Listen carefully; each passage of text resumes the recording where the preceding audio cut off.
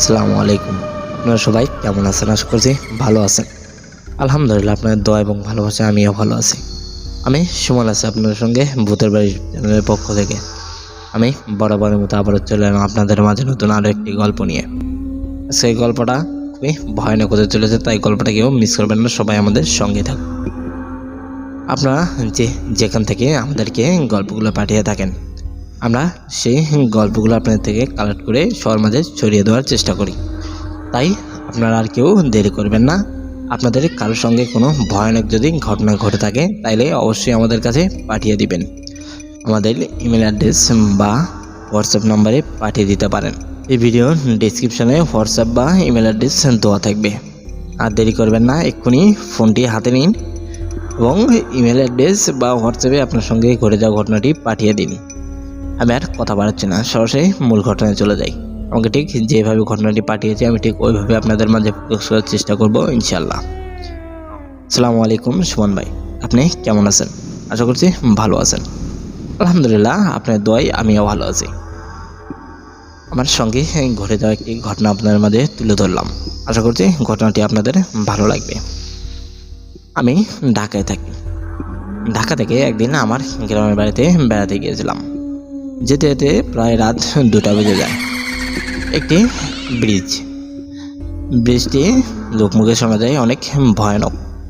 আমাকে ব্রিজের সামনে এসে বাসটি থেমে যায়। ওখান থেকে আমাকে নামিয়ে দেয়। আমি গাড়ি থেকে নেমে হাঁটতে লাগি, কারণ এত রাত্রে কোথাও গাড়ি পাওয়া যাবে না। হাঁটতেছি, ব্রিজের কাছে যেতে আচমকা একটি বাতাস এসে আমার শরীরে লাগলো। আমি তেমন কিছু মনে করলাম না, ওখান থেকে হাঁটতে লাগলাম। হাঁটতে হাঁটতে ব্রিজটা পার হতেই পিছন থেকে কেউ একজন আমাকে ডাক দিল। আমি পিছন থেকে ঘুরে তাকালাম, পিছনে দেখলাম তেমন কেউ নেই। আমি আবারও সামনের দিকে হাঁটতে লাগলাম, আবারও কেউ একজন আমাকে ডাক দিল। আমি আবারও পিছন দিকে ঘুরে তাকালাম, তাকিয়ে দেখলাম কেউ নেই। সামনের দিকে হতেই আমার শরীরের লোম যেন দাঁড়িয়ে গেল। আমি প্রচণ্ড ভয় পেলাম। সামনের দিকে দেখলাম কেউ একজন দাঁড়িয়ে আছে, লোকটির মাথাটা ছিল না। আমি লোকটিকে দেখে তো প্রচণ্ড ভয় পাই। আমি কি করব বুঝতে পারি না। লোকটির মাথা নেই, শুধু বডিটা। আমি পিছন থেকে দৌড়িয়ে পালাতে লাগলাম।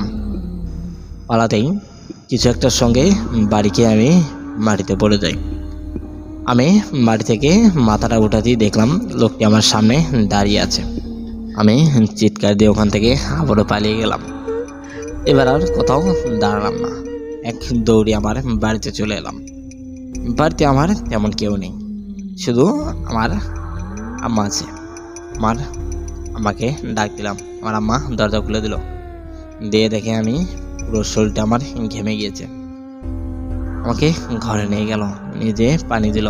আমি পানি খেয়ে নিলাম, নিয়ে গোসল করলাম। গোসল করে আমার আম্মাকে আমি সব ঘটনা খুলে বললাম। আমার আম্মা তেমন কিছু বললো না, আমাকে বললো তুমি খাবার খেয়ে ঘুমিয়ে পড়ো। আমি আর দেরি করলাম না, খাবারটি খেয়ে ঘুমিয়ে পড়লাম। পরের দিন সকালবেলা আমি ভাবতে পারিনি হয়তোবা এই সমস্যাটা আমার পিচ ছেড়ে দিবে না।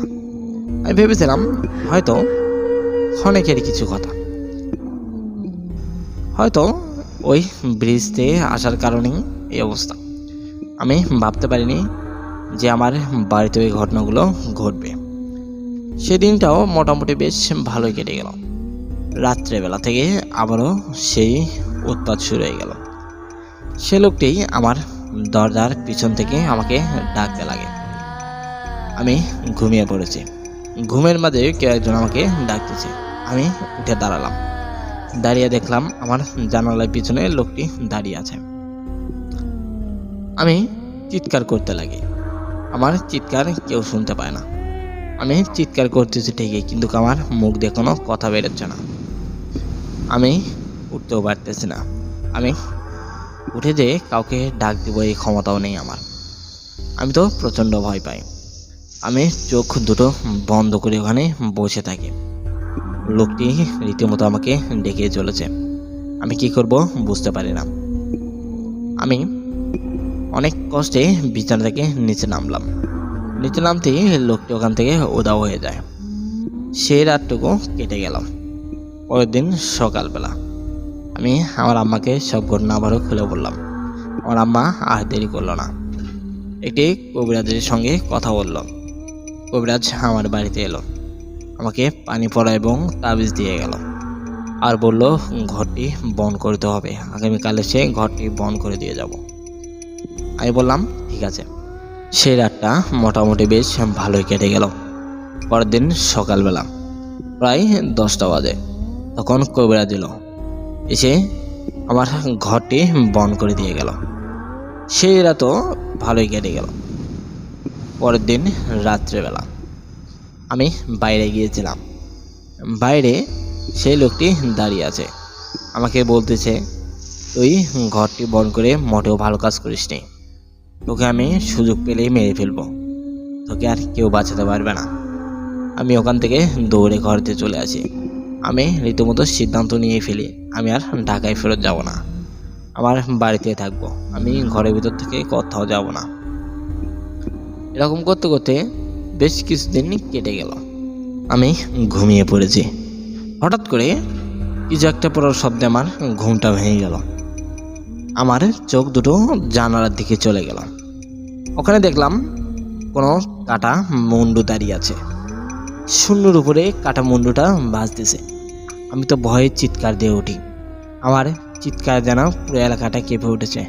আমার আম্মা দৌড়ে আমার কাছে চলে এলো, এসে আমাকে বলল কি হয়েছে। আমার আম্মাকে আমি সব ঘটনা খুলে বললাম। সে রাতটুকু আমার আম্মা আমার সঙ্গেই থাকে, আমি আর সারা রাত ঘুমোতে পারি না। পরের দিন সকালবেলা আমি আবারও সেই কবিরাজের কাছে চলে যাই। কবিরাজকে আমি সব ঘটনা খুলে বললাম। কবিরাজ আবারও আমাকে আরেকটি তাবিজ করে দিল। আমি ওই তাবিজটিও গলায় বেঁধে নিলাম। সেই রাত্রেবেলা কে যেন ফিস ফিস করে আমার কানে বলতেছে, তুই কি ভেবেছিস তোকে এত সহজে ছেড়ে দেব? মোটেও না, তোকে এত সহজে ছাড়বো না, তোকে মরতেই হবে, তোকে কেউই বাঁচাতে পারবে না। এই কয়টা দিন তো তোকে সুযোগ দিয়েছি, কিন্তু সুযোগটা তুই কাজে লাগাতে পারিসনি, তোকে মরতেই হবে, কেউ বাঁচাতে পারবে না তোকে। আমি তো ভয়ে যেন হতভম্ব হয়ে তাকিয়ে আছি সেই লোকটির দিকে। আমি অনুভব করতে পারতেছি সে লোকটি আমার সামনে থেকে ডাকতেছে, কিন্তু দেখতে পারতেছে না, বুঝতে পারি না লোকটি কে, আমার পিছনে কেন পড়ে আছে, আমি তার কি ক্ষতি করেছি। এসব কিছু ভাবতে ভাবতেই আচমকা একটি বাতাস এসে যেন আমার শরীরটা শীতল করে দিয়ে গেল। আমি প্রথমে বাতাসটিকে অস্বাভাবিক কিছু মনে করলাম না, ভেবেছিলাম হয়তো বা বাতাস শরীরে লাগতে পারে, ঘরের ভিতরে আসতেই পারে। কিন্তু কিছুক্ষণ পরে আমি একটু অস্বাভাবিক মনে করলাম, কারণ ঘরের ভিতরে জানলা দরজা সব বন্ধ, কেমন করে বাতাস ঢুকবে। আমি তো আরও বেশি ভয় পাই। আমি ওখানে আর থাকি না ভয়ে। পরের দিন সকালবেলায় আমি আবারও ঢাকায় ব্যাক করি, ঢাকায় চলে আসি সেই রাত, এবং সাথে 4 থেকে 5 দিন বেশ ভালোই কেটে গেল। আমি আমার কাজে জয়েন করি, বেশ কিছুদিন বেশ ভালোই কেটে গেল। 5 দিন বা 6 দিন পর থেকে আবারও অস্বাভাবিক কিছু শুরু হয়ে গেল। কে যেন আমাকে ফিস ফিস করে ডাকে রাত্রেবেলা। রাত্রে অফিস থেকে বাড়িতে আসার সময় কে যেন মনে হয় আমার পিছু করতেছে। এরকম করতে করতে আরও বেশ কিছুদিন কেটে গেল। হঠাৎ করে একদিন আমি শুয়ে আছি, ঠিক সেই সময়ে কে যেন আমাকে ডাকতেছে। আমি উঠে বললাম, উঠেই পিছন দিকে তাকাতে দেখলাম দেওয়ালটা ভেদ করে কে একজন ভিতরে এলো। সেটা আর কেউ না, সেই লোকটি যার কাল্লাঠি নেই, শুধু ধরটুকু আমার দিকে এগিয়ে আসতেছে। তার গলাতে যেন রক্ত ফুটিয়ে ফুটিয়ে উঠতেছে, যেমন পানি গরম দিলে যেরকম পানি ফুটিয়ে ওঠে ঠিক ওই রকমভাবে রক্ত ফুটিয়ে উঠতেছে। লোকটি আমাকে ডাকতেছে। আমি তো প্রচণ্ড ভয় পাই, দৌড়ে ঘর থেকে বেরিয়ে আমি চলে আসি। আমার পিছন পিছন সেই লোকটিও ঘর থেকে বেরিয়ে আসে। আমি দৌড়াতে দৌড়াতে একটি মসজিদে যেয়ে উঠি। সেই লোকটি আর মসজিদে ঢুকতে পারে না। আমি দেখলাম সে লোকটি মসজিদে আসতে পারে না। আমি মসজিদে থাকারই সিদ্ধান্ত নেই। অনেক কষ্ট করে মসজিদের খাদেমকে মানিয়ে আমি মসজিদে থাকতে শুরু করি। বেশ কিছুদিন মসজিদে থাকলাম, তারপরে আর মসজিদে আমাকে জায়গা দেয় না। আমি মসজিদ থেকে চলে আসি, এসে অন্য জায়গায় অন্য একটি বাসা নেই। এই বাসাতে বেশ কিছুদিন বেশ ভালোভাবেই কেটে গেল। আমার একটি রুমমেট আছে, তার সঙ্গে আমার বেশ মোটামুটি ভালো সম্পর্ক। আমরা একই অফিসে চাকরি করি। আমি দুইজন অফিস থেকে যখন চলে আসি, আসার সময় তেমন কিছু মনে হয় না, যাওয়ার সময় কিছু মনে হয় না। হঠাৎ করে একদিন রাত্রেবেলা আবারও সেই কান্নার আওয়াজ। আমি ভেবেছিলাম হয়তোবা আমি একাই সে কান্নার আওয়াজ শুনতে পাই, কিন্তু আমার ভাবনাটা পুরোটাই ভুল। আমার সঙ্গে আমার রুমমেটও আমার কান্নার আওয়াজ শুনতে পায়। এরকম করতে করতে আরও বেশ কিছুদিন কেটে গেল। আমি কাউকে কিছু বলি না, আমার সেই রুমমেটও কাউকে কিছু বলে না। এরকম করে আরও বেশ কিছুদিন কেটে গেল। হঠাৎ করে একদিন আমার রুমমেট বলতেছে, ভাইয়া তুমি কি রাত্রে কারো কান্নার আওয়াজ শুনতে পাও? আমি যেন হতভম্ব হয়ে চেয়ে আছি আমার রুমমেটের দিকে। আমি তাকে বলতেছি, কেন, এই কথা কেন বলতেছ? আমার রুমমেট আমাকে বলল, আমি প্রত্যেক রাতে কারো কান্নার আওয়াজ শুনতে পাই। আমার বুঝতে বাকি রইল না, এই ঘটনাগুলো আমার জন্যই ঘটতেছে। আমি নিজেকে অনেক দুর্ভাগ্যবান মনে করলাম। আমার জন্যে অন্য একটি লোকের সমস্যা হবে আমি এটা মোটেও আশা করিনি। আমি সে ছেলেকে বললাম, না আমি তো তেমন কিছু শুনতে পারি না। আমি ওখানে মিথ্যে বলে চলে এলাম। পরের দিন সকালবেলা আমরা প্রতিদিনের মতো খাবার খেয়ে কাজের উদ্দেশ্যে রওনা দিই। কাজে চলে গেলাম। রাত্রেবেলা কাজ থেকে ফেরার সময় কারো একটা কান্নার আওয়াজ শুনতে পাই। আমি পিছন দিকে ঘুরে তাকাই, কিন্তু কাউকে দেখি না। আমার রুমমেট সেই কান্নার আওয়াজটি শুনতে পায় না। আমি তাকে বললাম, তুমি কি কিছু শুনতে পেরেছো? সে বলল, না তো ভাই, আমি কিছু শুনতে পারিনি। আমি বললাম, আচ্ছা ঠিক আছে, চলো আমরা হাঁটতে থাকি। আমরা হাঁটতে হাঁটতে সামনের দিকে এগোতে লাগলাম। রীতিমতো কান্নার আওয়াজটা বেড়ে চলেছে। আমি কি করব বুঝতে পারি না। আমার রুমমেটকে বললাম, তুমি বাড়িতে যাও, আমি আসতেছি। আমি তাকে পাঠিয়ে দিলাম। সে ওখান থেকে চলে গেলাম। আমি একটু পরে যাওয়ার সিদ্ধান্ত নিলাম, কারণ আমি যদি তার সঙ্গে যাই হয়তোবা সে আবারও ওই কান্নার আওয়াজটি শুনতে পাবে। আমি চাই না আমার জন্য রাফির কোনো সমস্যা হোক। এটা ভেবে আমি তাকে আগেই পাঠিয়ে দিয়েছি। সে যাওয়ার কিছুক্ষণ পরে আমি হাঁটতে লাগি। আমি রীতিমতো কান্নার আওয়াজটা শুনতেই পাচ্ছি। তারপরেও আমি সেদিকে কোনো কান না দিয়ে আমি সোজা হাঁটতে লাগলাম। হাঁটতে হাঁটতে আমি বাসায় পৌঁছে যাই। যে বাসায় ঢুকে দেখি রাফি রান্না করেছে। রান্না আমরা দুজনেই করি, এবার সে একাই করেছে। আমার যেতে একটু লেট হওয়ার কারণে রাফি একাই রান্না করেছে। আমি রাফিকে নিয়ে খাবার খেলাম। খাবার খেয়ে ঘুমানোর জন্য চলে গেলাম। রাফিকে রাফির ঘরে পাঠিয়ে দিলাম। আমি আমার ঘরে শুয়ে পড়লাম। আমরা দুজনেই ঘুমিয়ে পড়েছি। কিছুক্ষণ পরেই আবারও সেই কান্নার আওয়াজ। কান্না করতেছে আর কে জানি আমাকে ডাকতেছে। আমি তো বুঝতে পেরেছি কে কান্না করতেছে। আমি মনে করেছিলাম রাফি শুনতে পাচ্ছে, ঠিক আছে, কিন্তু ওর অতটা সমস্যা হবে না। কিন্তু আমার ভাবনাটা পুরোটাই ভুল। রাফিও কান্নার আওয়াজ শুনতে পায়। রাফিকে আমি ডাক দিলাম। রাফি আমার রুমে এলো। রাফিকে আমি সব কিছু বললাম। রাফি বললো, হ্যাঁ ভাই, আমিও শুনতে পাচ্ছি। রাফিকে বললাম, তোমার আমার কাছে থাকাটা মোটেও ঠিক হবে না। আমি আগামীকালই বাসাটা ছেড়ে দেব। তুমি এখানে অন্য একটি লোক নিয়ে থাকতে পারো। রাফি আমাকে বলল, না, এর কোনো প্রয়োজন নেই, আমরা দুজনে একসাথেই থাকবো। আমি কালকে আপনাকে নিয়ে ভালো একটা কবিরাজের কাছে যাব। আমি প্রথমে রাজি হলাম না, তারপরেও ভেবে দেখলাম একটি কবিরাজ দেখানো যাক, কবিরাজ কি বলে দেখি। তাই বলেই আমি রাফিকে বললাম, আচ্ছা ঠিক আছে। রাফি আমাকে বলল, তুমি এখানে শুয়ে পড়ো, আমিও এখানেই আছি। তাই বলে রাফি আমার কাছেই শুয়ে পড়লাম। আমরা দুজনেই আবারও ঘুমিয়ে পড়লাম। পরের দিন সকালবেলা ঘুম থেকে উঠেই হাত মুখ ধুয়ে দুজনে চলে গেলাম কবিরাজের কাছে। কবিরাজ আমাকে বেশ ভালোভাবে দেখল। দেখে কবিরাজ আমাকে কিছু নিয়মকানুন মানতে বলল।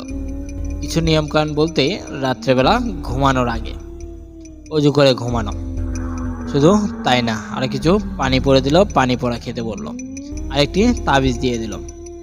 আমাকে বলল, অবশ্যই তুমি রাত্রে ঘুমানোর আগে অজু করে ঘুমাবে, শরীরটা পাক থাকবে। আমিও হুজুরের কথা মতো নিয়মকানুন মানতে লাগলাম। 2 থেকে 3 দিন বেশ ভালোই কেটে গেল। আমি মনে করেছিলাম আর কোনো সমস্যা হবে না, কিন্তু আমার ভাবনাটা পুরোটাই ভুল। রাফি ঘুমিয়ে গেছে। রাফিকে স্বপ্নে দেখায়। রাফিকে বলল, তুই শান্তি মতো ঘুমাতে পারবি না। তুই যার সঙ্গে যুক্ত হয়েছিস, তুই সব কিছু জানিস, জানা সত্ত্বেও তুই ওকে কেন সাহায্য করতে চাইলি?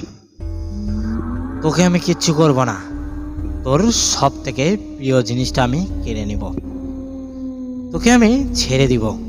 তুই তিলে তিলে তিলে তিলে মরবি, তুই কষ্ট পেয়ে মরবি, তোকে আমি মারব না, তুই তোর নিজের দোষে মরবি। যদি ভালো চাস তাহলে ওখান থেকে চলে যা, এখানে আর থাকিস না। আর যদি ভালো না চাস তাহলে আমার আর কিচ্ছুই করার নেই। তোর সব থেকে প্রিয় জিনিস আমি কেড়ে নিব আজকে রাত্রেই। ভালো চাইলে তুই কালকে সকালবেলা এখান থেকে চলে যাবি, নাইলে তোর সব থেকে প্রিয় জিনিস আমি কেড়ে নিব। বিষয়টা যেন তোর মাথায় থাকে। রাফি ঘুম থেকে চিৎকার দিয়ে উঠল। আমি দৌড়িয়ে গেলাম রাফির কাছে। রাফির কাছে যেতেই রাফি আমার গলা ধরে কান্না শুরু করলো। রাফি সব ঘটনা আমাকে খুলে বলল। আমি রাফিকে বললাম, হয় তুমি এখান থেকে চলে যাও, নাইলে আমি চলে যাবো এই জায়গা থেকে। রাফি আমাকে একা ছাড়বে না। রাফি বলল, যা হবে ওটা পরে দেখা যাবে, আমরা আমাদের মতো চলতে থাকি। পরের দিন সকালবেলা রাফি আবারও আমাকে নিয়ে অন্য একটি কবিরাজের কাছে চলে যায়। কবিরাজ আমাকে দেখে পানি পড়া দেয়, সঙ্গে আরেকটি তাবিজ দেয়। রাফি আমাকে নিয়ে বাড়িতে চলে যায়। আমরা 2 দিন যাবৎ কাজে যাই না। এদিকে মহাজনও ফোন দিচ্ছে। আমরা বাড়িতে চলে আসি।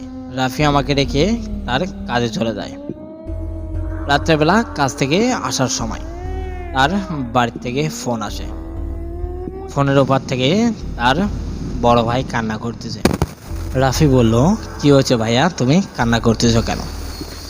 রাফির ভাই কান্না করতে করতে বলল, তোর এত স্বাদের 2টা ছাগল আর বেঁচে নেই।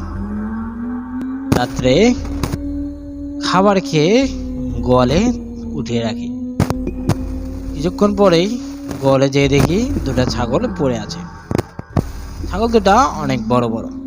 রাফি দৌড়িয়ে এলো আমার কাছে, এসে আমার গলা ধরে কান্না শুরু করে। রাফিকে আমি বললাম, কি হয়েছে? রাফি প্রথমে কিছু বলতে চায় না। আমি একটু সন্দেহ করছিলাম, হয়তোবা গতকাল রাতের সেই স্বপ্নে যাকে দেখেছিল ওটাই বাস্তব হয়েছে, হয়তোবা তার কোনো প্রিয় মানুষের কোনো ক্ষতি করেছে। আমার ভাবনাটা কিছুটা ভুল। পরে যেটা শুনলাম, এটা শোনার জন্য আমি মোটেও প্রস্তুত ছিলাম না।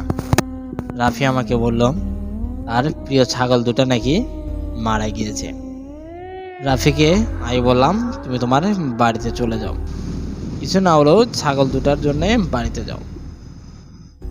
রাফি রাত্রেবেলায় তার ব্যাগ গুছিয়ে নেয়, নিয়ে আমাকে বলল, ভাই আপনি ভালো থাকবেন, নিজের খেয়াল রাখবেন, আমি 2 দিনের ভিতরে চলে আসব। তাই বলে রাফিকে আমি গিয়ে বাস স্ট্যান্ডে উঠিয়ে দিলাম। রাফি বাড়িতে চলে গেলাম। আমি আমার বাসায় চলে এলাম। আমার সঙ্গে রীতিমতো ঘটনাগুলো ঘটেই যাচ্ছে। এরকম করতে করতে আরো বেশ কিছুদিন কেটে গেল। রাফিও বাড়িতে থেকে এখানে চলে এলো। রাফিকে আমি বললাম, তুমি এখন একাই থাকবা, আমি আগামীকালই বাসাটা ছেড়ে দিব, আমি অন্য বাসায় যেয়ে উঠব। রাফি আমাকে বলল, না, আপনি এখানে থাকবেন, আর যদি কোথাও যান তাহলে আমিও যাব। আমি রাফিকে কোনোভাবেই রাজি করাতে পারি না। রাফির সঙ্গে আমার বেশ কিছুদিনের পরিচয়। এর ভিতরেই রাফি আমাকে অনেকটাই ভালোবাসা দিয়েছে। আমার যে কোনো সমস্যায় রাফি সবার আগে এসে দাঁড়িয়েছে। আমি রাফিকে কিভাবে নিরাশ করি? রাফিকে বললাম, আমার সঙ্গে থাকলে তোমার আরও ক্ষতি হবে। রাফি আমার কোনো কথাই শোনে না। রাফি আমাকে বলল, আমার যা ক্ষতি হওয়ার তা হয়েই গেছে। প্রায় 1 লক্ষ টাকা আমার ক্ষতি হয়ে গেছে। এর থেকে বেশি ক্ষতি আর কি হবে? যেটা হবে ওটা দেখা যাবে, কিন্তু আমি আপনাকে একা ছাড়বো না। রাফি আমার কোনো কথাই শুনলো না। রাফিকে আমি নিয়ে ঘুমাতে গেলাম, ঘুমিয়ে পড়লাম। পরের দিন সকালবেলা আমার বাড়ি থেকে কল আসে। ফোনের ওপার থেকে আমার আম্মা আমাকে বলতেছে, ওই তুমি বাড়িতে এসো। আমি বললাম, কেন, কি হয়েছে? আমার আম্মা আমাকে বলল, ওটা তুমি পরে শুনবে, তোমাকে আমি যেটা বলেছি এটা করো, তুমি বাড়িতে এসো। আমি আর দেরি করলাম না, ব্যাগটা গুছিয়ে নিলাম। রাফি আমার সঙ্গে যাওয়ার জন্য প্রস্তুতি নিল। আমি প্রথমে রাফিকে নিয়ে যেতে চাইনি। রাফি রীতিমতো জোরপূর্বক আমার সঙ্গে যেতে চায়। আমি আর কিছু বলি না। রাফিকে নিয়ে দুইজনে আমার বাড়ির দিকে রওনা দিই। বাড়িতে যেতে যেতে প্রায় রাত 10টার মতো বাজে। আমরা সেই ব্রিজের ওপর দিয়ে যাওয়ার সিদ্ধান্ত নিলাম। প্রথমে আমি রাফিকে বললাম, ব্রিজের ওপর দিয়ে যাওয়াটা আমাদের মোটেও ঠিক হবে না। রাফি আমাকে বলল, কোনো সমস্যা হবে না, আপনি চলুন। আমি রীতিপূর্বক রাফির জোরাজুরিতেই ব্রিজের ওপর দিয়ে যাওয়ার জন্য রাজি হয়ে যাই। আমরা ব্রিজের ওপর দিয়ে চলে গেলাম, এমন কিছু মনে হলো না। বাড়িতে চলে গেলাম। আমার আম্মাকে দেখলাম। আমার আম্মাকে দেখে আমি দৌড়ে যেয়ে আমার আম্মার গলাটি চেপে ধরলাম। আমার আম্মা আমাকে বলল, ঘরে চল। আমরা দুজনে ঘরে গেলাম। ঘরে যেয়ে সুযোগ বুঝে রাফি কবিরাজের কথা বলল, আমাকে নিয়ে কবিরাজের কাছে যাবে। প্রথমে রাজি হলাম না, কারণ এর আগেও বেশ কয়েকটা কবিরাজ দেখিয়েছি, কোনো কাজ হয়নি। রাফি আমাকে বলল, কবিরাজ দেখানো লাগবে, এই কবিরাজটা দেখা যাক কি বলে। 2টা কবিরাজ তো ফেল হয়ে গিয়েছে। আমরা সকালবেলা কবিরাজের কাছে চলে যাই। রাফি আমার সঙ্গে আছে, আর আমার আম্মা আছে। আমার মামার কাছে চলে গেলাম সবার আগে। আমার মামা আমাকে নিয়ে কবিরাজের কাছে চলে যায়। কবিরাজ আমাকে দেখলো, দেখে কি জানি মন্ত্র পড়ে আমার শরীরে ফোঁ দিল। আমার শরীরটা ঝিমঝিম করতে লাগলো। আমি কি করব বুঝতে পারি না। আমি ভয়ে ওখান থেকে দৌড়িয়ে বেরিয়ে আসি ঘর থেকে। রাফি আমাকে নিয়ে আবারও সেই কবিরাজের কাছে চলে যায়। কবিরাজ এবার আর কোনো ফোঁ দিল না, একটি তাবিজ দিল আমাকে, আর আমার শরীরে যে বাকি 2টা তাবিজ আছে ওই 2টা খুলে ফেলল। আমাকে শুধু তাবিজই দিল না, তার পাশে পানি পড়াও দিয়ে দিল। আমাকে বলল, পানিটা ঘরে ছিটিয়ে নেবে ঘুমানোর আগে, আর অজু করে ঘুমাবে। তাবিজটা গলা থেকে খুলবে না, যত যাই হয়ে যাক তাবিজটা যেন গলা থেকে খুলো না। আমরা ওখান থেকে আবারও আমার মামা বাড়িতে চলে গেলাম। আমার মামির সঙ্গে দেখা করলাম। আমার একটি মামাতো ভাই আছে, আমার মামাতো ভাইয়ের সঙ্গেও কথা বললাম। কথা বলে সন্ধ্যার সময় ওখান থেকে আমরা চলে আসি আমাদের বাড়িতে। আমার বাড়িতে আসতেই আমার ঘরের সামনে দেখলাম একটি কালো কুকুর দাঁড়িয়ে আছে। আমি একটু সন্দেহই করলাম, হয়তোবা সে ওই খারাপ জিন বা আত্মাটা হতে পারে, কারণ আমার ঘরের সামনে এই কালো কুকুরটা আমি কখনো দেখিনি। গত 2 দিন যাবৎ আমাকে কেউ আর অত্যাচার করে না। আমি সেই ক্ষেত্রে একটু আনুমানিক আন্দাজ করে নিয়েছি এটা সেই জিন হতে পারে। আমি কুকুরটার সামনে যেয়ে কুকুরটাকে বললাম, তুমি আমার পিছ কখন ছাড়বে? কুকুরটা আমার দিকে তাকিয়ে আছে। আমি আবারও জিজ্ঞেস করলাম, কথা বলছো না কেন? কবে আমার পিছ ছাড়বে বলো? আমার কাছে তুমি কি চাও? কুকুরটা যেন ভয়ানকভাবে তাকিয়ে আছে আমার দিকে। কুকুরটার চোখ দুটো লাল বর্ণ হয়ে গেছে। কুকুরটার চোখ দিয়ে মনে হয় রক্ত ঝরে পড়তেছে, এতটা লাল হয়ে গিয়েছে। এরই মধ্যেই রাফি এলো আমার কাছে। রাফি এসে বলল, ভাইয়া ঘরে চলুন, ঘরে যেয়ে কিছু খেয়ে ঘুমিয়ে পড়ব। কালকে সারা রাত ঘুমাতে পারিনি। আমি ওখান থেকে চলে গেলাম। কুকুরটা রীতিমতো আমার দিকে তাকিয়ে আছে। ওখান থেকে ঘরে গেলাম। ঘরে যেয়ে খাবার খেয়ে শুয়ে পড়লাম। আমি আর রাফি এক জায়গায় শুয়ে আছি। আমি রাফিকে জিজ্ঞেস করলাম, তোমার এখানে আসাটা মোটেও ঠিক হয়নি। আমি তোমাকে বারবার নিষেধ করলাম তুমি এখানে এসো না। তুমি আমার কোনো কথাই শুনলে না, তুমি আমার কাছেই চলে এলে। জানি না তোমার আর কোনো ক্ষতি হবে কি না। আমার একটু সন্দেহই মনে হচ্ছে। আমার মন যেন কু ডাকছে। তোমার হয়তো বা আবার কোনো ক্ষতি হতে পারে, কারণ আমার এই সমস্যাটা ঠিক এই জায়গা থেকে শুরু হয়েছিল। আমি এই কারণে তোমাকে আমি এখানে নিয়ে আসতে চাইনি। রাফি আমাকে বলল, আপনি কোনো টেনশন করবেন না, যা হবে ওটা পরে দেখা যাবে, এখন আপনি ঘুমিয়ে পড়েন। আমি রাফিকে বললাম, বিষয়টা আমাদের মোটেও হালকাভাবে নিলে হবে না, কারণ এটা একদিন বা 2 দিনের ঘটনা না, বেশ কিছু মাস ধরে এই ঘটনাটা আমার সঙ্গে ঘটে যাচ্ছে। তাই আমি আশা করব তুমি এখান থেকে চলে যাবে। তুমি এখানে আর থেকো না। আমি চাই না আমার কারণে তোমার আবার কোনো সমস্যা হোক। রাফি আমাকে বলল, এগুলা পরে দেখা যাবে, এখন ঘুমিয়ে পড়েন। তাই বলে আমাকে নিয়ে ঘুমাতে চলে গেলাম। আমি ঘুমিয়ে পড়লাম। ঠিক রাত্রেবেলা কে যেন একজন আমাকে বাইরে থেকে ডাকতেছে। আমি ঘুমের ভিতরে আছি। ঘুমের ভিতরেই আমি বাইরে চলে গিয়েছি। আমি নিজেও জানি না আমি বাইরে গিয়েছি। আমি ভেবেছিলাম হয়তো বা আমি স্বপ্নে দেখতেছি আমি বাইরে যাচ্ছি, কিন্তু এটা যে বাস্তব আমি এটা জানতাম না। বাইরে যেয়ে দেখি একটি লোক দাঁড়িয়ে আছে। সে অন্য কেউ না, ওই লোকটি কাটা মাথা আলা। আর মাথাটি নেই, শুধু ধরটুকু আমাকে ডাকতেছে। আমি লোকটিকে বললাম, তুমি আমার কাছে আবার কেন এসেছো? আমাকে মুক্তি দাও, আমাকে ছেড়ে দাও। লোকটি আমাকে বলল, তোকে তো ছাড়া যাবে না, তোকে মরতেই হবে। তুই পৃথিবীর যে কোনো প্রান্তে যা, আমি তোর পিছু কখনোই ছাড়বো না। তুই যত বড় কবিরাজ বা যত বড় আলেমকে দেখা, কোনো কাজ হবে না, তোকে মরতেই হবে। আমি কিছুটা ভয় পেয়েছি, কিছুটা মানে বেশ ভালোই ভয় পেয়েছি। আমি ওইসব কথা বলতে বলতেই পিছন থেকে কেউ একজন আমাকে ডাক দেয়। তখনই আমার ঘুমটা ভেঙে যায়। ঘুমটা ভেঙে যাওয়ার সঙ্গে সঙ্গে দেখলাম আমি বাইরে, আর কে আমাকে ডাক দিল। পিছন থেকে ঘুরে দেখি সেটা অন্য কেউ না, রাফি আমাকে ডাক দিয়েছে। আমি রাফিকে বললাম, তুমি এত রাত্রে বাইরে কেন? রাফি আমাকে বলল, আপনি বাইরে কেন? ঘরের ভিতরে চলুন। তাই বলে রাফি আমাকে নিয়ে ঘরের ভিতরে চলে গেলাম। আমি রাফিকে কিচ্ছু বললাম না, শুধু শুধু টেনশন করবে। রাফিকে বললাম, কিচ্ছু হয়নি আমার, আমি একটু বাইরে গিয়েছিলাম, ভালো লাগতেছে না ঘরে, এই কারণে। রাফিও আর কিছু বলল না।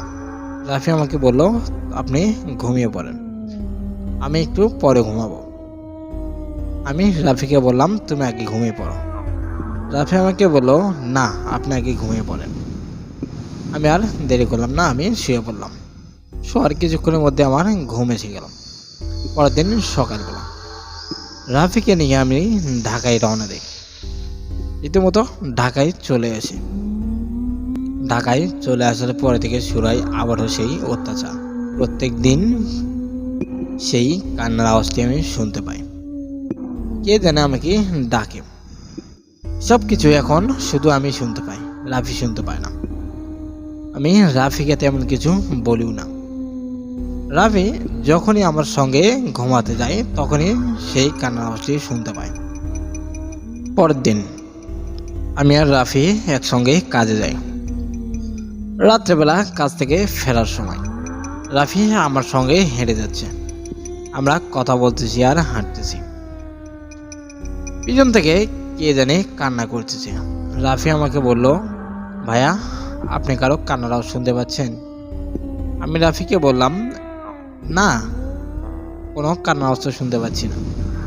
রাফি আমাকে বলে, তাইলে হয়তো আমার মনের ভুল, আমি তো কান্নার আওয়াজটা শুনতেই পাচ্ছি। কিন্তু আমি রাফিকে কিচ্ছু বলিনি, কারণ আমি যদি রাফিকে বলতাম হ্যাঁ আমি কান্নার আওয়াজ শুনতে পাচ্ছি, তাহলে রাফি হয়তোবা ভয় পেত। আমি কিছুই বললাম না। রাফি মনে করেছে হয়তোবা তার মনের ভুল। রাফি আর কিছু বলল না। আমরা এগোতে লাগলাম। রীতিমতো কান্নার আওয়াজটা বেড়ে চলেছে। আমি রাফিকে আবারও বললাম, তুমি চলে যাও, আমি একটু কাজ আছে, আমি একটু পরে যাচ্ছি। রাফি আমাকে বললো, আচ্ছা ঠিক আছে, আপনি তাড়াতাড়ি আসেন, আপনার শরীরটা এমনিতেই ভালো না। রাফিও কিছুটা সন্দেহ করেছে। রাফি চলে গেল। আমি ওখানে দাঁড়িয়ে আছি, কান্নার আওয়াজটা শোনাই যাচ্ছে। কিছুক্ষণ পরে আমিও ওখান থেকে রওনা দিলাম বাড়ির দিকে। বাসাতে চলে গেলাম। যে দেখি রাফি এখনো ঘুমায়নি। আমি রাফিকে বললাম, কি ব্যাপার, তুমি ঘুমাওনি? রাফি আমাকে বলল, না, আপনি বাইরে আছেন, আমি কেমনে ঘুমাবো? আমি রাফিকে বললাম, তুমি ঘুমিয়ে পড়ো। রাফি আমাকে বলল, আপনি আগে ঘুমাইতে যান। আমি হাত মুখ ধুয়ে ঘুমানোর জন্য চলে গেলাম। রাফিও চলে গেল। আমি বারবার একটি কথা ভাবতেছি, রাফির সঙ্গে আমার রক্তের কোনো সম্পর্ক নেই, তারপরেও রাফি আমার যেভাবে খেয়াল রাখে, হয়তোবা আমার ছোট ভাই থাকলেও এতটা খেয়াল রাখতো কিনা জানি না। আমার জন্যে রাফির অনেক ক্ষতি হয়েছে। আমি চাই না আমার জন্য আর রাফির কোনো ক্ষতি হোক। এখন যে পরিস্থিতি, হয়তোবা রাফির আবার কোনো ক্ষতি হতে পারে। আমি এসব কিছু ভাবতে লাগি। ভাবতে ভাবতে এক পর্যায়ে সিদ্ধান্ত নিয়ে ফেলি, আমি রাফিকে কিছু না বলে এখান থেকে চলে যাব। তাইলে হয়তোবা রাফি একটু কষ্ট পাবে, তারপরেও তো ভালো থাকবে, আর কোনো ক্ষতি হবে না। আমার জন্য রাফির অলরেডি অনেক ক্ষতি হয়ে গিয়েছে। আমি শেষ পর্যায়ে সিদ্ধান্তটা নিয়েই ফেলি, আমি ওখান থেকে চলে যাব, প্রস্তুতি নিয়ে ফেলি। পরের দিন সকালবেলা সূর্য ওঠার আগে আমি আমার জিনিসপাতি নিয়ে বাড়ি থেকে বেরিয়ে যাই।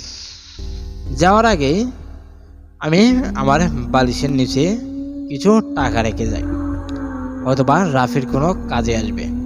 রাফি আমার অনেক সাহায্য করেছে, আমি রাফিকে তো নিরাশ করে যেতে পারবো না। রাফির জন্য কিছু টাকা রাখি, সামান্য কিছু টাকা, আমার সাধ্যের ভিতরে যতটুকু পেরেছি ঠিক অতটুকুই রেখেছি। আমি আশা করব রাফি টাকাটা নিবে। আমি ওখান থেকে চলে যাই। হাঁটতে হাঁটতে অনেক দূরে হেঁটে যাই, যে একটি বাসা ভাড়া নেই।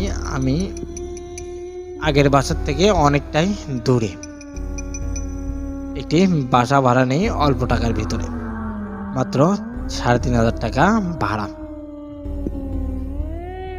বাসায় উঠে আমি চাকরির জন্য খুঁজতে লাগি। চতুর্দিকে চাকরি খোঁজ করি, কিন্তু কোথাও চাকরি পাই না। কি করব বুঝতে পারি না। চাকরি খুঁজতে খুঁজতে প্রায় মাসের অর্ধেক চলে গেলাম। শেষ পর্যায়ে কোনো কিছু ব্যবস্থা না করতে পেরে আমি জোগালির কাজে লেগে পড়ি। বেশ কিছু মাস জোগালি কাজ করলাম। জোগালি কাজ করি, আর আমার সমস্যা তো লেগে আছে। অনেক দিনেই কন্ডাক্টর আমাকে বলেছে নাইট শিফটে কাজ করতে, কিন্তু আমি রাজি হইনি, কারণ আমার সঙ্গে যারা যারা নাইটে কাজ করবে তাদেরও সমস্যা হতে পারে। এসব কিছু ভেবে আমি রাতে কাজ করতে রাজি হই না। এরকম করতে করতে আরও বেশ কিছুদিন কেটে গেল। আমি একদিন কাজ থেকে এসে শুয়ে পড়েছি। হঠাৎ করে কেউ একজন আমার স্বপ্নে আসে। এসে আমাকে বলল, তুই বেশ ভালোই আছিস তাই না? ভালো থাক। ভালো থাকা ভালো, কিন্তু অতিরিক্ত ভালো থাকা ভালো না। এতটুকু বিষয় মাথায় রাখিস। তুই হয়তোবা বিশ্বাস করতে পারবি কিনা জানি না, এক এক করে তোর প্রিয় মানুষগুলো সবাই হারিয়ে যাবে। তুই কাউকে খুঁজে পাবি না। তাই বলেই সে লোকটি ওখান থেকে চলে যায়। আমারও ঘুমটা ভেঙে যায়। আমি সবার আগে মাথায় এলো রাফির কথা। রাফিকে আমি একা রেখে এসেছি। জানি না রাফি কেমন আছে। সেই বাসারই মালিকের নাম্বার আছে আমার কাছে। আমি মালিকের কাছে ফোন দিই। মালিক ফোনটা রিসিভ করে। আমি প্রথমে সালাম দিলাম। সালাম দিয়ে রাফির কথা জিজ্ঞেস করলাম। রাফির কথা জিজ্ঞেস করতেই লোকটি যেন নীরব হয়ে গেল। লোকটি কেন কথা বলে না। আমি আবারও জিজ্ঞেস করলাম, কি হলো, আপনি কথা বলতেছেন না কেন? রাফি কই? রাফিকে একটু দেন তো, আমি একটু কথা বলবো। লোকটি ভাঙা কণ্ঠে বলল, রাফি স্ক্রিন করেছে। আমি কথাটা শুনে যেন আকাশ থেকে পড়লাম। আমি চলে এসেছি বেশ কিছুদিন হয়েছে, এই ভিতরে এত কিছু কিভাবে ঘটে গেল? আমি লোকটিকে বললাম, কবে স্ক্রিন করেছে? লোকটি আমাকে বলল, তুমি যাওয়ার পরের দিনই রাফি কাজে যাচ্ছিল। কাজে যাওয়ার সময় একটি ট্রাক এসে তাকে চাপা দেয়। আমি বললাম, রাফির এখন কি অবস্থা? লোকটি বলল, রাফিকে তার বাড়িতে নিয়ে গিয়েছে। এখন মোটামুটি মনে হয় একটু সুস্থ, তবে হাঁটতে পারে না ঠিক মতো এখনো। রাফির কথা শুনে যেন আমি কান্নায় ভেঙে পড়লাম। আমি আমাকে আর ধরে রাখতে পারি না। আমি ওখানে বসে পড়লাম। বারবার শুধু রাফির কথাই মনে হচ্ছে। আমি যেতে চাই কিন্তু যেতে পারি না, কারণ আমি ওখানে যদি যাই তাহলে রাফির আরও সমস্যা হতে পারে। এসব নানান দিকে চিন্তা ভাবনা করে আমি রাফির কাছে আর গেলাম না। রাফির সঙ্গে যোগাযোগ করতে পারতেছি না।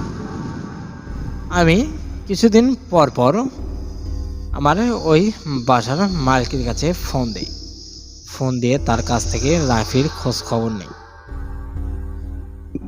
এরকম করতে করতে আরও বেশ কিছু মাস কেটে গেল। হঠাৎ করে একদিন খবর এলো রাফি নাকি মারা গিয়েছে। আমি তো আর নিজেকে কন্ট্রোল করতে পারলাম না। আমি রাতের গাড়িতেই রাফির গ্রামের বাড়িতে রওনা দিই। রাফির গ্রামের বাড়িতে পৌঁছে গেলাম। বাড়ির ভিতরে ঢুকতেই প্রথমে আমার রাফির লাশটা চোখে পড়ল। রাফির লাশটাকে দেখে যেন আমি ওখানে আর দাঁড়িয়ে থাকতে পারি না। দৌড়ে গেলাম রাফির কাছে। রাফির মুখটা দেখতেই আমার পুরো শরীরটা যেন ঘেমে গিয়েছে। রাফির কথা বারবার মনে পড়তেছে। বারবার মনে হচ্ছে রাফি যেন আমার পিছনেই দাঁড়িয়ে আছে। আমি কি করব বুঝতে পারি না। আমার মাথা যেন কাজ করা বন্ধ করে দিয়েছে। আমার শরীরটা যেন ছেড়ে দিয়েছে। আমার হাত পায়ে যেন এতটুকু শক্তি নেই। আমি ওখানে দাঁড়িয়ে থাকতে পারি না, ওখানেই বসে পড়ি।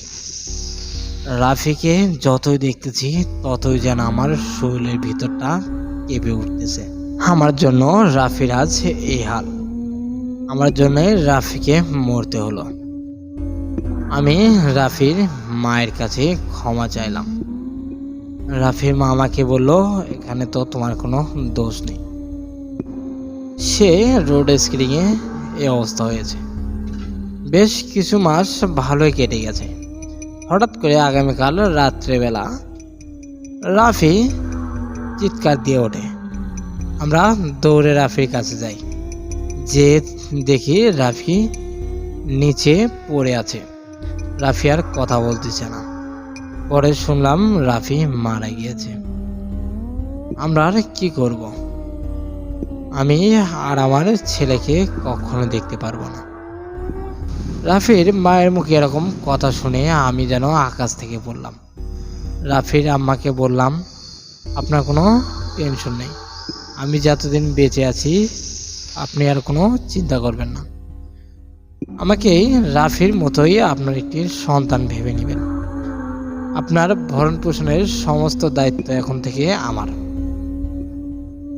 আমি রাফিকে সাথে থেকে কবর দিলাম। কবর দিয়ে 2 থেকে 3 দিন পরে আবার আমি ঢাকায় ব্যাক করি। ঢাকায় এসে বারবার রাফির কথাই মনে হয়। আমার মনে হচ্ছে রাফি যেন আমার সামনেই দাঁড়িয়ে আছে। আবার মনে হচ্ছে রাফি আমাকে ডাকতেছে। আমি কি করব বুঝতে পারি না। আমি এসব কিছু ভাবতে ভাবতেই ওখানে ঘুমিয়ে পড়ি। আমি স্বপ্নে দেখলাম সে লোকটি আবার আমার সামনে এসেছে। আমি লোকটিকে দেখেই চোখের পানি আর ধরে রাখতে পারি না, ওখানে কেঁদে ফেললাম। কাঁদতে কাঁদতে লোকটিকে বলতেছি, আমার জীবন থেকে তো তুমি সব কিছুই কেড়ে নিয়েছো, আর কি কেড়ে নেওয়ার বাকি আছে? আমাকে দয়া করে মুক্তি দাও। আমি কথা দিচ্ছি আমি আর কোনোদিনও আমার গ্রামে ফিরে যাব না। আমাকে মুক্তি দাও। তুমি রাফিকেও আমার কাছ থেকে কেড়ে নিয়েছো। আমার কোনো ভাই ছিল না, রাফিকে আমি আমার ছোট ভাইয়ের মতো দেখতাম, তুমি তাকেও কেড়ে নিয়েছো। রাফির এত বড় ক্ষতি করেছো। আমাকে মুক্তি দাও, আমি আর কখনো আমার গ্রামে যাব না। হয় মুক্তি দাও, নাইলে আমাকে মেরে ফেলো। লোকটি ওখানে কোনো কথা বলে না, ওখান থেকে চলে গেল।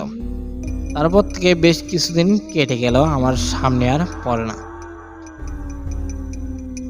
হয়তোবা সুমন ভাই আপনারা মনে করেছেন ঘটনাটি এখানেই শেষ, কিন্তু না, এর আরও কাহিনী আছে। সেগুলো তো এক এপিসোডে বলাটা সম্ভব না, কারণ আমিও তো কাজের মানুষ, আমরা তো কিছু কাজকর্ম থাকে। আশা করব সুমন ভাই ঘটনাটি আপনাদের ভালো লেগেছে। আমি পরবর্তী ঘটনাটি আপনাদের কাছে আবারও পাঠিয়ে দিব। আমাকে 2 থেকে 3 দিন সময় দিতে হবে। আমি এর ভিতরে আমি আবারও পরবর্তী ঘটনাটা আপনাদের কাছে পাঠিয়ে দেবো ইনশাল্লাহ। যাই হোক, আপনাদেরকে 2 থেকে 3 দিন অপেক্ষা করানোর জন্য আমি ক্ষমা চেয়ে নিচ্ছি। দয়া করে কেউ কিছু মনে নেবেন না। আমি 2 থেকে 3 দিন পর আবারও আপনাদের কাছে ঘটনাটি পাঠিয়ে দিব। দয়া করে সুমন ভাই আপনি কিছু মনে করবেন না। আমি মইনুল আলম আপনাদের কাছে কথা দিলাম, আমি 2 থেকে 3 দিন পর ঘটনাটি আবারও আপনার কাছে পাঠিয়ে দিব। দয়া করে আপনি মনে কষ্ট নেবেন না। আমি আর কথা বাড়াচ্ছি না। আপনারা সবাই ভালো থাকুন, সুস্থ থাকুন। আল্লাহ হাফেজ। যাই হোক, মইনুল ভাইয়ের ঘটনাটি আমার তো অনেকটাই ভালো লেগেছে। আশা করব মইনুল ভাই আপনি পরবর্তী এপিসোডটা খুবই শীঘ্রই পাঠিয়ে দিবেন। আমি মনে কোনো কষ্ট নেইনি, কারণ আমারও যেরকম কাজ আছে আপনারও ঠিক ওই রকমই। আমি যেভাবে চলি আপনিও ঠিক ওইভাবেই চলেন। আমি একজন মধ্যবিত্ত ফ্যামিলির ছেলে। আমি জানি কাজটা কতটা ইম্পর্টেন্ট আমাদের জন্য। একদিন যদি কাজ না হয়, পরের দিনে পেটে আর ভাত যাবে না। যাই হোক মইনুল ভাই, আমি আশা করব যত দ্রুত সম্ভব ঘটনাটি আমাদের কাছে পাঠিয়ে দিবেন। আমি দর্শক বিন্দুদেরকে অনুরোধ করতেছি, আপনারা যারা এখন পর্যন্ত পুরো ভিডিওটি আমার দেখেছেন, তারা পরবর্তী এপিসোডের জন্য অপেক্ষা করুন। পরবর্তী এপিসোড যত দ্রুত সম্ভব আপনাদের কাছে আমি দিয়ে দিব। আমি আপনাদেরকে খুব একটা বেশি দিন অপেক্ষা করাবো না। পরবর্তী এপিসোডটা আমার কাছে যখনই পাঠিয়ে দিবে, আমি তখনই সব কাজ ফেলে রেখে এই গল্পটির কাজে লেগে পড়বো আবারও। যাই হোক, ঘটনাটি আপনাদের কেমন লাগলো অবশ্যই কমেন্টে জানিয়ে যাবেন।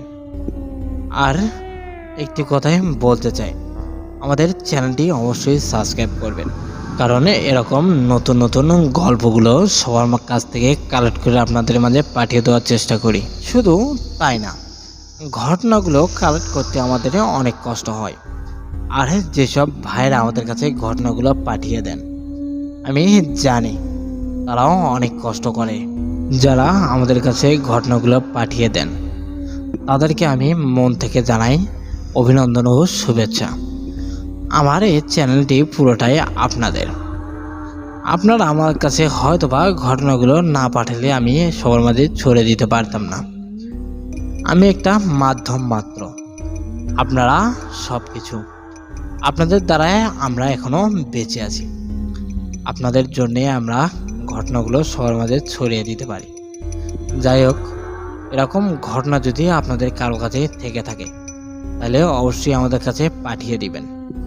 আমাদের কাছে যেভাবে পাঠাতে পারেন, আমাদের ইমেল বা হোয়াটসঅ্যাপে আপনার সঙ্গে ঘটে যাওয়া ঘটনাটি পাঠিয়ে দিন। আমাদের হোয়াটসঅ্যাপ নাম্বার 01962135608। আমাদের ইমেল অ্যাড্রেস bhuterbaড়ি00@gmail.com। আমাদের জিমেল বা হোয়াটসঅ্যাপে আপনার সঙ্গে ঘটে যাওয়া ঘটনাটি পাঠিয়ে দিন। আমি আর কথা বাড়াচ্ছি না। যাওয়ার আগে মইনুল ভাইয়ের কাছে একটি রিকোয়েস্ট থেকে যাবে। আপনি যত দ্রুত সম্ভব ঘটনাটি আমাদের কাছে পাঠিয়ে দিবেন। আমরা খুবই শীঘ্রই ঘটনাটি আবারও পুনরায় রেকর্ড করে সবার মাঝে ছড়িয়ে দিব। আমি আর কথা বাড়াচ্ছি না, বরাবরের মতো একটি কথাই বলতে চাই, আপনারা সবাই ভালো থাকুন, সুস্থ থাকুন, আল্লাহ হাফেজ। আর সবাই কষ্ট করে আরেকটু সময় অপেক্ষা করুন পরবর্তী এপিসোডের জন্য। কে কে তুমি? চিনতে পারছো না আমাকে? কে আমি? না, চিনতে পারছি না তোমাকে। কে তুমি? উত্তর দাও, বলো তুমি কে? কে তুমি? রসরিলি ভূত?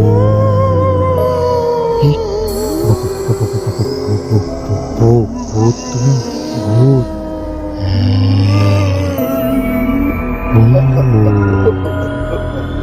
ভূতের বাড়ি, ভূতের বাড়ি।